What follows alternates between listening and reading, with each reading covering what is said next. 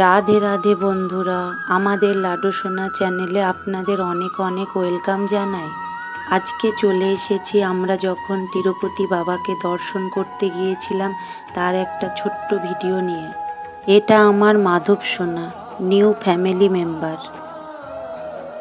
লাড্ডু সোনা মাধব সোনার জন্য নতুন জামা কাপড়, পুরনো জামা কাপড়, শীতের জামা কাপড় আর কিছু খাবার, সাজগোজের জিনিস, গঙ্গা জল, তুলসী পাতা সব প্যাক করে নিয়ে নিলাম।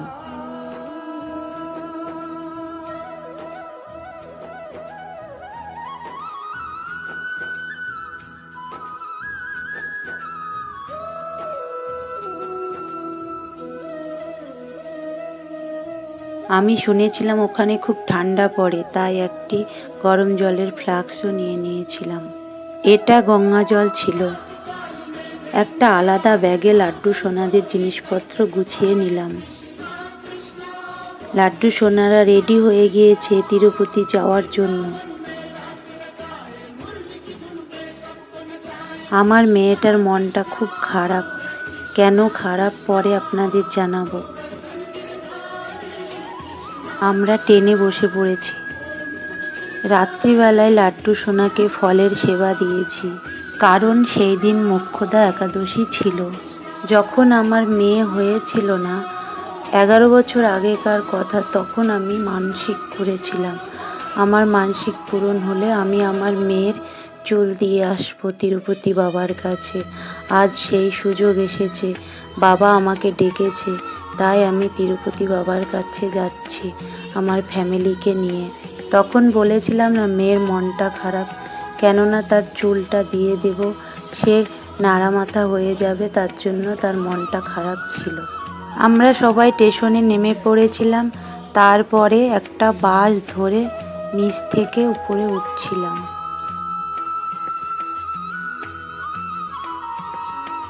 এখানে আমাদের ব্যাগপত্র চেকিং হবে। তারপরে আপনারা দেখতে পাচ্ছেন ওই উঁচু পাহাড়টার উপরে আমরা বাসে চেপে তিরুপতি বাবার মন্দিরে পৌঁছিয়ে যাব। আমরা বাসে চেপে যাচ্ছিলাম, চারি সাইডে শুধু পাহাড় আর পাহাড় ছিল।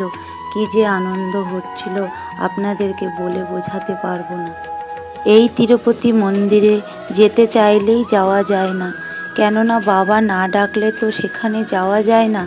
বাবা আজ আমাদের ডেকেছে, আমরা সবাই মিলে তিরুপতি বাবাকে দর্শন করতে যাচ্ছি। 11 বছর আগে আমি মানসিক করেছিলাম, এতদিনে আমার যাওয়া হয়নি। আজ বাবা আমাকে ডেকেছে, আমি যাচ্ছি। আমার খুশির ঠিকানা নেই। আমার লাড্ডু সোনারা চারি সাইডে দেখছে আর যাচ্ছে। মেয়ে চুল কাটতে যাবে, রেডি হয়ে গিয়েছে একটা নতুন গামছা নিয়ে। মেয়ের চুল কাটছে। আমি শুনেছি, আমি সঠিক জানি না, এখানে যারা আসে পুজো দিতে তারা সবাই চুল দিয়ে যায়। তাই আমার হাজবেন্ড আর মেয়ে নাড়া হয়েছিল আর আমি চুলের আগাটা দিয়েছিলাম। লাড্ডু সোনাদের সেবা দেওয়া হয়ে গিয়েছিল। মন্দিরে ওই দিন এত ভিড় ছিল, কত লোক এসেছিল, আমরা একটা রুমও পাইনি, সব রুম বুকিং হয়ে গিয়েছিল। আমার মেয়েটা চুল কেটে চলে এসেছে, কত হাসছে, আনন্দ করছে, কেননা ওখানে সবাই চুল কেটেছে, সবাই নাড়া মাথা, তাই দেখেও হাসছে। আমিও নাড়া মাথা, সবাই নাড়া মাথা। আগে কত কান্না করছিল, এখন নাচ করছে। মন্দিরের চারি সাইড একটু ঘুরে ঘুরে দেখছি। এই দেখুন তিরুপতি বাবা, আপনারা দর্শন করে নিন। এটা বাইরে ছিল, ভিতরে তো আর ভিডিও ফটো তুলতে দেবে না। এই দেখুন, এটাই হলো তিরুপতি বাবার মন্দির। এটা ছিল সামনের গেট।